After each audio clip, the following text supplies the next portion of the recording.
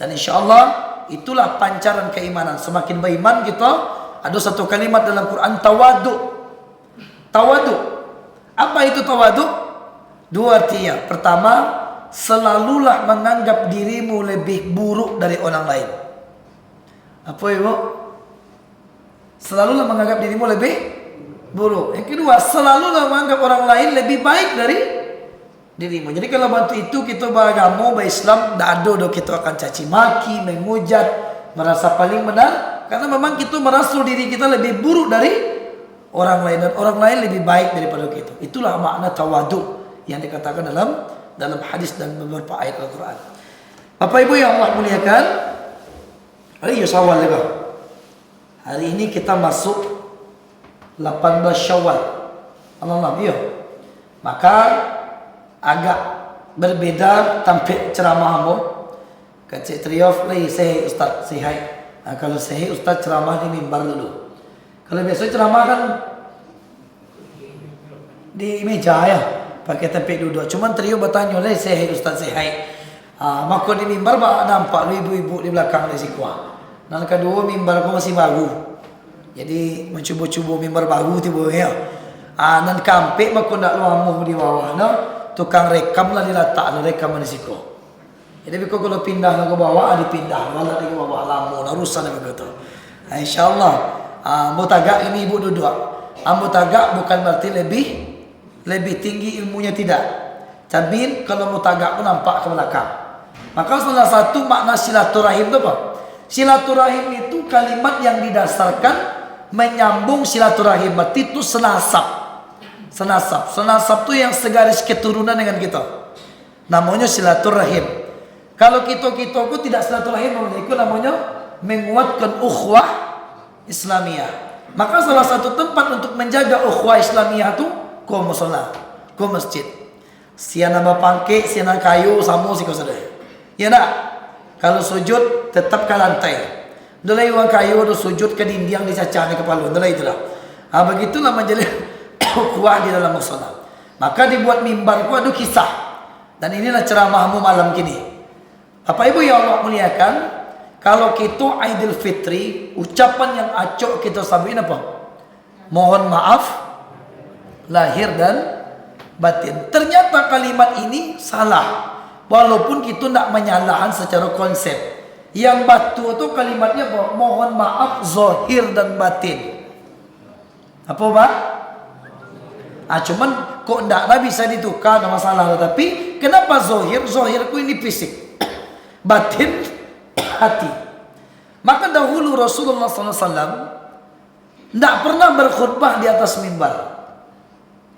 Mimbarku adalah usulan seorang sahabiah, sahabat perempuan, de ibu yang mencari Nabi. Di mana Rasulullah berceramah berkhutbah? Bersandar di pelepah kurma. Sehingga sahabiah aku mengatakan, ya Rasulullah, aku punya seorang budak yang pandai memahat kayu. Pandai membuat kerajinan dari kayu. Bagaimana kalau seandainya engkau ya Rasulullah, aku buatkan sebuah mimbar agar engkau ceramah dan khutbah nampak oleh sahabat-sahabat yang paling belakang. Tu makanya sampai kini dah tukar tu. Mimbar yang ada di Madinah tu memanglah ditukar, tapi proses awalnya tetap. Apa itu? Mimbarnya Rasulullah itu 3 tingkat. 3 tingkat. Dari awal dibuat mimbar Nabi itu pun 3 tingkat. Siapa yang membuat? Sahabiah. Maka secara otomatis, Bapak Ibu sekalian, mimbarku bid'ah lah. Kalau begitu mimbarku bid'ah lah. Bid'ah. Karena memang bukan kehendak Rasulullah, tapi usulan seorang sahabat perempuan. Apa kata Nabi? Tidak menolak. Babuelah Nabi ke mimbar untuk tampil ceramah. Dibuat oleh seorang budak sahabiah tadi, akhirnya berceramahlah Nabi datang mimbar. Maka timbul apa? Sejarah hadis. Setelah Nabi berceramah datang mimbar, terdengar suara menangis. Terdengar suara tangisan, dicalik-calik siapa menangis, orang boleh menangis. Ternyata yang menangis itu adalah pelepah kurma yang biasa tempat bersandar dan duduk Rasulullah ketika berkhutbah. Menangis. Artinya itu bukan cerita mistik, itu kuasa Allah. Kalau dipikir kan mistik mana nak mau pelepah kurma yang batuk pelapa sawit tu nak kai duit begitu kan. Tapi ini sahih. Siapa yang menangis? Dicalik kiri kanan tak ada yang terang menangis. Jadi orang tak ada menangis. Ternyata yang menangis itu pelepah kurma yang dijadikan Rasulullah sebagai tempat berkhutbah sebelum dapat mimbar. Bayangkanlah tu. Pelepah kurma saja diacuhan Nabi menangis. Kita nak menangis gitu nah. Melanggar hukum. Apa yang dikatakan Nabi kita langgar, apa yang diperintahkan Nabi kita langgar ya. Berikhlamlah, berukhwahlah, jangan sampai kita langgar bermusuh-musuhan kita. Menangis pelepah kurma. Kenapa? Tidak dijadikan lagi tempat kubah Rasulullah. Jadi apa yang bid'ah lo? Bid'ah itu sesuatu yang dibuat oleh seseorang yang tidak pernah dicontohkan oleh Rasulullah SAW. Maka kalau mati itu mimbarku bid'ah beda. Bid'ah karena tidak diminta Rasulullah, tapi sahabiah, sahabat perempuan lah yang membuatkan Rasulullah sebuah mimbar. Artinya mereka jangan terlalu mudah kita bid'ah ulang. Yang bid'ah itu cik merja al bid'ah dolalah finnar. Setiap bid'ah itu sesat dan sesat itu adalah jangan mudah mana. Kan belum tentu gitu. Siapa yang akan dikehendaki masuk surga, siapa yang tidak dikehendaki masuk surga, hanya Allah yang tahu. Orang yang hari ini baik besok buruk banyak, tapi siapa yang hari ini buruk besok baik banyak, bisa dibolak-balik. Karena Allah lah yang maha membolak-balik hati manusia. Jadi tugas kita apa? Jaga ukhuwah Islamiyah. Lalu Bapak Ibu, kita sambung. Yang batu itu mohon maaf zahir dan makanya Nabi mimbar yang dibuat seorang sahabiah tadi dipergunakan Rasulullah untuk berkhutbah dan berceramah. Suatu ketika sakitlah Nabi gitu. Sakit yang begitu lama, lalu Rasulullah SAW memaksakan untuk datang ke masjid. Gadang hati sahabat. Nabi dah cegah. Sudah lama kita tidak jadi makmum di belakang Rasulullah. Kan begitu. Tiba-tiba ternyata Nabi datang bukan untuk berceramah, bukan untuk berkhutbah di mimbar yang dibuatkan tadi. Untuk apa? Meninggalkan pesan Bapak Ibu. Tertati-tati, sakit, lalu tidak punya kekuatan, dipaksakan Rasulullah berdiri di atas mimbarnya. Kalau nak mencari mimbar Nabi di Madinah, beda dengan mimbar kita. Kalau mimbar kita masuk dari muka nak. Kalau mimbar Nabi masuk dari belakang, 3 tingkat. Ya Rasulullah, engkau ingin berceramah, engkau ingin berkhutbah? Tidak. Aku sedang sakit berat. Dan sudah berapa kali Jibril menyampaikan kepadaku, tidak berapa lagi umurku. Sudah masa-masa terakhirku datang kepadaku.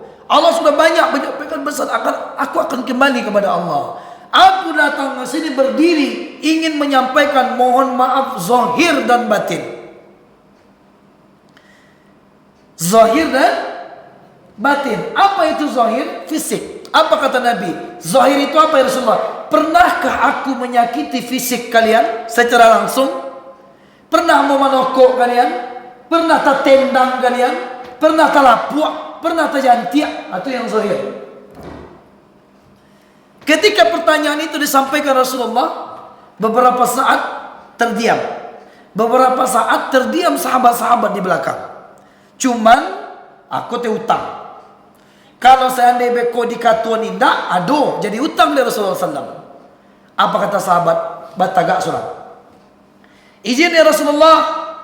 Apa itu? Nama sahabatnya Ukasyah. Dulu aku ikut berperang denganmu, Uhud, dan aku tepat berada di belakangmu.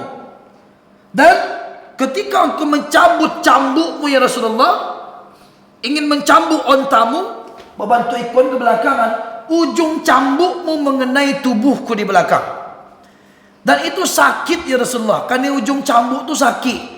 Apakah itu hutang ya Rasulullah? Apa jawaban Nabi? Kalau memang engkau anggap itu hutang wahai Ukasyah, maka balaskan hari ini agar aku menghadap Allah tanpa punya hutang. Aku yang zahir.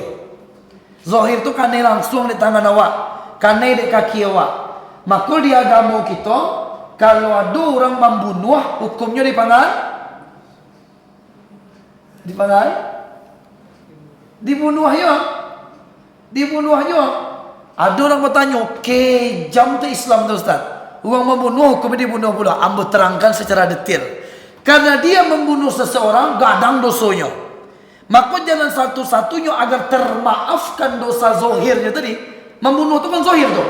Tikamnya, ditokoknya, tinjunya. Cara satu-satunya agar dosanya habis membunuh orang lain, inyong pun terpaksa dibunuh. Makanya ada kisah di zaman Nabi, orang yang dikisos, dirajam putih, lah tangga kapalu di badannya, tersenyumnya mati. Tersenyum. Bertanya sahabat, bagaimana bisa ya Rasulullah, seorang yang membunuh, dihukum pancung, kepalanya lepas dari badannya, tapi dia tersenyum. Kata Rasulullah SAW, tahu tak kalian kenapa dia tersenyum? Ketika dia membunuh orang, dia pun dibunuh. Apa yang habis? Habislah dosanya membunuh itu. Dosanya membunuh orang itu habis. Yang kedua, dosa pribadinya dengan Allah pun habis. Paham tak? Paham? Tidak, bukan inyo yang membunuh. Alah mati orang dia Orang yang membunuh kau tadi dihukum kisos, dibunuh olehnya. Rasulullah, para sahabat yang waktu itu jadi khalifah, ditetapkan hukum dia inyo membunuh orang, inyo pun harus dibunuh. Kalau hukum Islam dulu kisos. Ya ayyuhalladzina amanu kutiba alaikumul kisos. Sehingga apa? Kalau inyo dibunuh di Rasulullah dengan sahabat menjalankan hukum, dosa inyo membunuh orang tu habis, dosa pribadi sadu alahi semua itu habis perlu di mata Allah. Sehingga ada orang yang dihukum kisos, akhirnya apa? Mati dalam keadaan tersenyum setelah dikisos. Cuman yang cubu-cubu gini kena bayang gitu. Kini hukum Indonesia, hukum demokrasi. Kau mentang-mentang anak dibunuh di inteno tengah malam ya, dibunuh olehnya gitu, masuk penjara. Itu hanya berlaku di zaman Rasulullah. Tapi kini berlaku juga baru di Arab Saudi berlaku tuh. Kalau dibunuh, dicari bak dibunuh, makanya pun wajib dibunuh. Bunuhnya dibunuh tuh abi dosa membunuh orang. Kenapa? Bayangkan kalau ada orang membunuh seseorang, ya hukum demokrasi syariat, pertama dikisos. Tapi kalau familinya memaafkan, dia tetap membayar denda. Berapa denda ya? 70 ekor onta. Bawa untuk siku ini. Ini satu teko. Kalau di harian mau ke Indonesia, Yo. aku kalau Indonesia itu salah menurut itu kan. Betul Indonesia itu salah. Subhanallah. Oh baik pertanyaannya kayak kalau dalam itu memang ba'a demokrasi kanlah terbentuk dari dulu. Masuk penjajahan Belanda, merdeka kita mau demokrasi, mau sistem pemerintahan gitu. Nah, cuman kan kalau di kuku tuh makoi orang-orang ada dulu kawan-kawan kita Hizbut Tahrir Indonesia. Tekan ada mama. Hizbut Tahrir Indonesia ketua Ustaz Felix Xiao. Ustaz Felix Xiao ko dulu ingin menciptakan khalifah. Cuman terbentur di demokrasi. Pada dasarnya mama, pada dasarnya tidak boleh diganggu gugat. Hukum Allah tu lebih tunggu dari hukum segala-galanya. Jadi mana menanggung ni? Kita menanggung indah, menanggung siapa pemimpin kita? Kita mengikutnya sama yang batang. Ada yang gayo Jumaat, ada yang gayo Sabtu. Ambo dek dapat khutbah di Masjid Al-Falah Jambak Sabtu bo gayo. Tapi tidak bisa mau ikut no. Ambo Jumat mau gayo khutbah Sabtu, tidak bisa no. Haram hukum Haram hukum itu kalau mulia sana tu ya. Sabtu mau khutbah, Jumat mau khutbah. Tidak bisa kan? Tapi kan ada hukum di situ. Misalnya orang Muhammadiyah misalnya, ambo pokoknya berbuku Jumat, biarlah besok khutbah. Tidak boleh ya. Tidak boleh ya. Atau boleh terbalik. Terbalik mereka Jumat orang minta khutbah, Sabtu minta khutbah, dua kali khutbah. Tidak boleh bisa. Tidak boleh bisa no. Sama je tadi berbuku Jumat, rayu Sabtu. Haram hukumnya. Itu syariat. Jadi syariat itu tidak bisa dibandingkan dengan hukum siapapun. Contoh, buang angin gitu, mohon maaf takkan tui. Kan angin keluar di panggung kita. Batal wuduk. Tapi ketika berwuduk, hendaklah dibasuh sampai buang angin tadi le mulia. Mulia, yang dibasuh apa ya? Muka, tangan, kaki. Padahal yang menyebabkan batal wuduk itu apa? Ada di belakang lubangnya. Tapi bakal bagian yang lain yang dicuci. Ku syariat. Cuman dia ikut demokrasi, aku mau menyampaikan ibda' bin nafsik. Apa itu ibda' bin nafsik? Mulai dari dirimu sendiri. Mulai dari keluarga. Baik menerapkan menjadikan hukum Islam itu sebagai hukum yang terbaik dalam kehidupan kita. Seperti itu.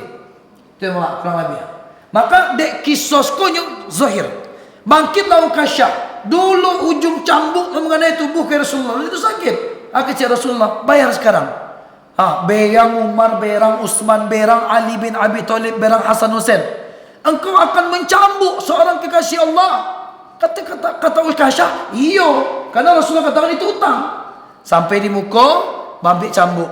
Tambah kurang ajar Ukasha. Ya Rasulullah, dulu waktu badanku terkena oleh cambukmu, aku dalam tidak berbaju waktu itu. Tapi solo Nabi buka baju. Akhirnya pola tak buka baju, bacampaan cambuk dipeluk oleh Ukasha Rasulullah sallallahu alaihi wasallam.